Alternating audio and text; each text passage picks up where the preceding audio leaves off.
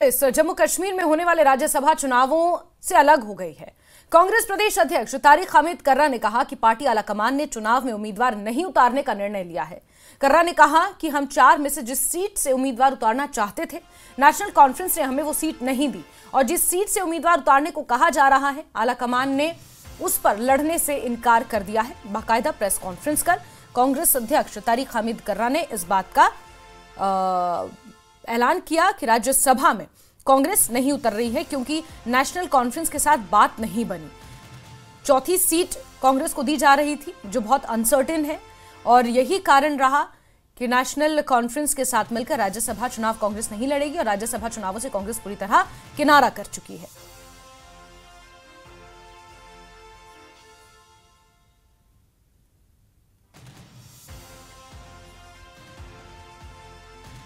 हमारी लीडरशिप ने एक सीट मांगी थी, safe seat number 1 and seat number 2, उनमें से एक सीट, और उसके एवज में हमें नेशनल कॉन्फ्रेंस ने सीट ऑफर की थी,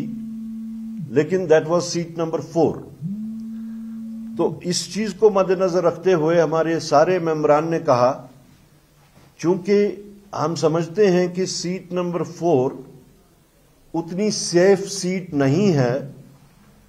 जितनी कि सीट नंबर 1 एंड 2 है, तो ये तय पाया गया यूनानिमसली कि हम सीट नंबर 4 के वास्ते अपना कैंडिडेट नहीं खड़ा करेंगे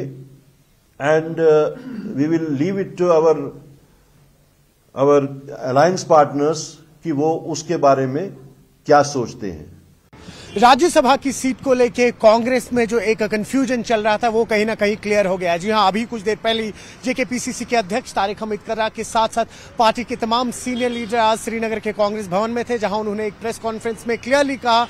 कि हम राज्यसभा में अपना कैंडिडेट फील नहीं कर रहे हैं। उन्होंने कहा कि 1, 2, 3 और 4 सीट्स जो थी, इस पर से हमने सीट नंबर 1 और 2 का प्रस्ताव दिया था नेशनल कॉन्फ्रेंस को, लेकिन नेशनल कॉन्फ्रेंस ने मना किया और हमें सीट नंबर 4 पे लड़ने के लिए कहा, जो कहीं ना कहीं सेफ सीट नहीं थी।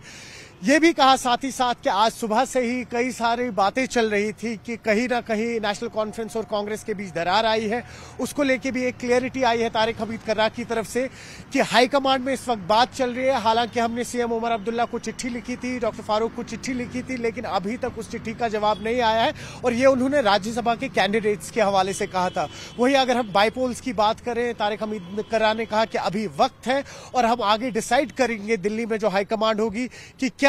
हम जो ये 2 सीट्स है नगरोटा की और बडगाम की, इस पे अपना कैंडिडेट फील्ड करेंगे या कहीं ना कहीं अलायंस में नेशनल कॉन्फ्रेंस का समर्थन करेंगे। वो आने वाले दिनों में ही पता लगेगा। न्यूज़ 18 के लिए आफाक शाह के साथ श्रीनगर से मैं सरोज कफी।